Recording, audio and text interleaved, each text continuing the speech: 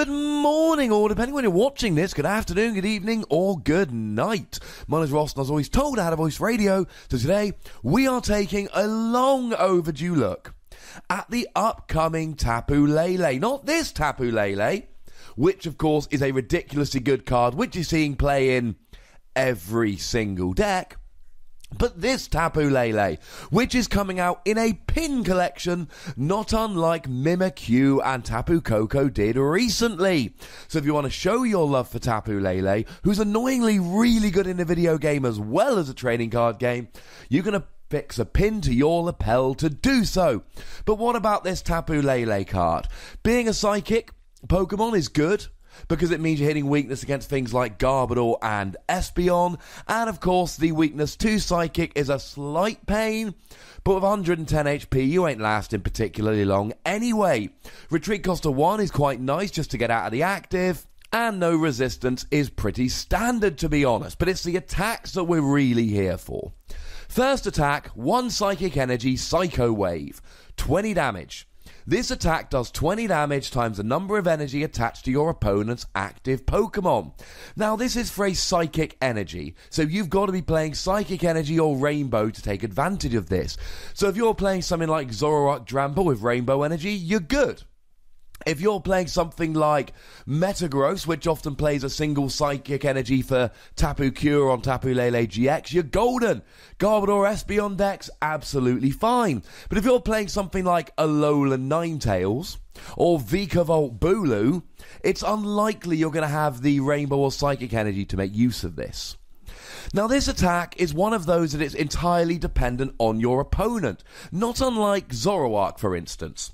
Zoroark's attack depends on the amount of bench Pokemon your opponent has, so your opponent can always limit their bench Pokemon and thus limit your damage output. But I've made this point many times before that actually, this is not the worst thing ever, because your opponent is essentially playing in a way other than what they want to hurt you. So it is very much the old adage of cutting off your nose to spite your face. Your opponent is going to have to be very careful about their energy drops. What's really nice about Tapu Lele is it's a basic Pokemon, and this attack is for a single energy. So unless your opponent has seen you play Tapu Lele, you discarded it, or you've already benched it, or it's game 2 and they saw it in game 1, then that means you're going to be able to drop this as a surprise. So your opponent might not be able to control their bench because they might not know you're playing it.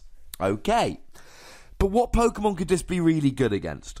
I mean, firstly, this is a really nice tech against something like Espeon GX. Now, annoyingly, Espeon GX generally will have free energy attached to it, which means you'll be doing 60 damage. With a Choice Band, you'll be doing 90, which will double up to 180, which won't quite get the KO. Although you can always play a Professor Kukui to get it. But even so, if you can do 180 damage for a single energy, that is not bad, ladies and gentlemen.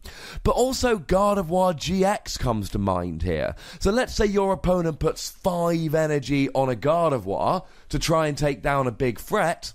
Well, Tapu Lele can then come in for a single energy and hit for 100 damage, 130 with a Choice Band.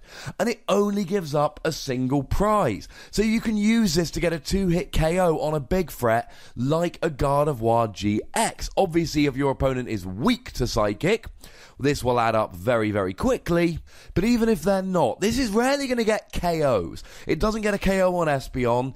It's not going to get a KO on Gardevoir, but it's damage here. You can do 60 damage, 90 with a Choice Band to a Tapu Bulu. You can do 60 damage to the new Alolan Ninetales non-GX that's got the attack that blocks GXs, and they won't get a KO back because of your 110 HP. This is not a Pokemon for taking giant KOs, because it's very rare that any Pokemon will have half the amount of damage as they've got HP. So you're not going to see a Tauros with 9 energy on. It's just not going to happen. But what you can do here is just chip away and get decent damage with Tapu Lele. But we've also got the second attack here, Magical Swap, and this is arguably even better. Now, this is a Psychic Colorless, which is slightly annoying, but being a basic Pokemon, you can always use Max Elixir, Or in something like Metagross, you can use Metagross GX's ability to get the extra energy on there quite easily. And so on and so forth. We've got options here. Although Garbodor Espeon is going to have a little bit of difficulty getting the energy on there. But then you don't need it all on there in one go. Because let's say I'm playing something like Garbodor Espeon. My Espeon gives up 2 prizes. My Garbodor's my main attacker. So if my opponent's going after my Tapu Lele, they're not going after my attackers. But what does the attack actually do? Rearrange the damage counters on your opponent's Pokemon in any way you like. This, at times, is going to be garbage. And at other times, is going to be absolutely spectacular. Because, I mean, let's say, for instance, you do something like 120 damage to a Gardevoir GX.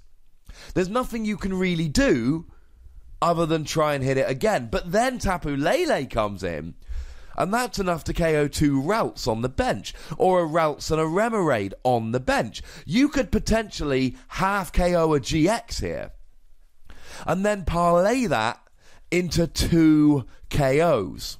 Now maybe your opponent is playing Max Potion and can get rid of it, but not every deck is playing Healing at the moment.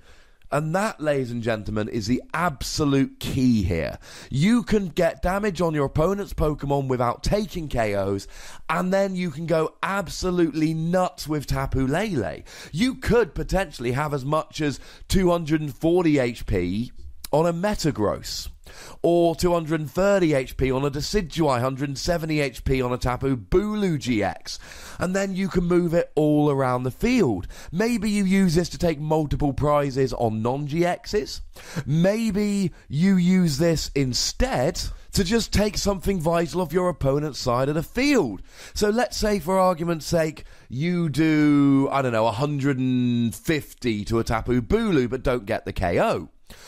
Tapu Bulu then gets a KO discarding the energy. If you then bring up Tapu Lele, move all that damage onto Vikavolt to get the KO, then all of a sudden your opponent has no energy. They've lost their Vikavolt, so they can't get the energy back, and then Tapu Bulu's kind of sitting there with 1 energy, hitting for 30 every single turn. And this, ladies and gentlemen, this is how this comes in handy. It's all about trying to control your opponent's side of the board. Tapu Lele, for me, is an exceedingly interesting card. Because it's not a Pokemon that just sits there doing massive damage and taking KOs.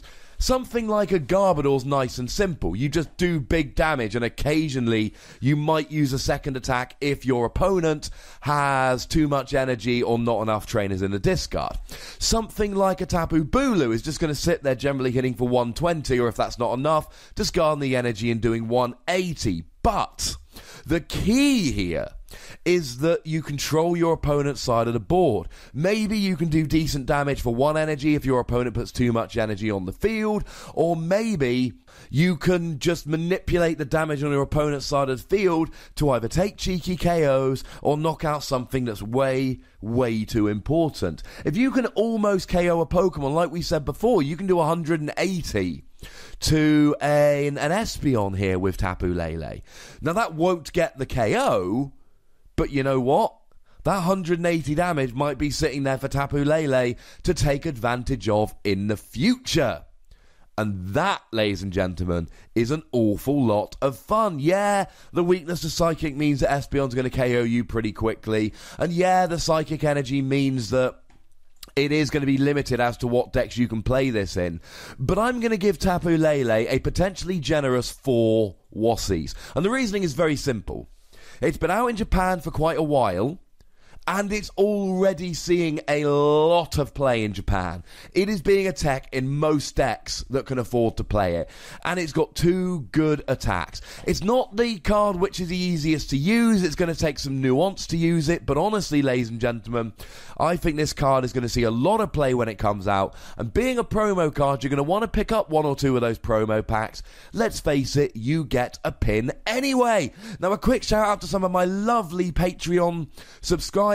We're getting to the stage where I don't know if I can give a personal shout out to everybody in every video, although we're certainly going to do as many as we can. But these people are lovely people. They are supporting me at patreon.com/PTCGRadio, where they can get bonus pods, and these guys are going to be jumping the queue to play me on stream. And if you want to support the channel as well, get yourself over there and check it out. Otherwise, make sure you like this video, subscribe to this channel, follow me on Twitter at The Wassy, and Twitch at twitch.tv for some live action. And by far the most important thing, as always, look after yourselves until next time. Thank you very much for watching. My name's Ross, and you've been watching PTCG Radio.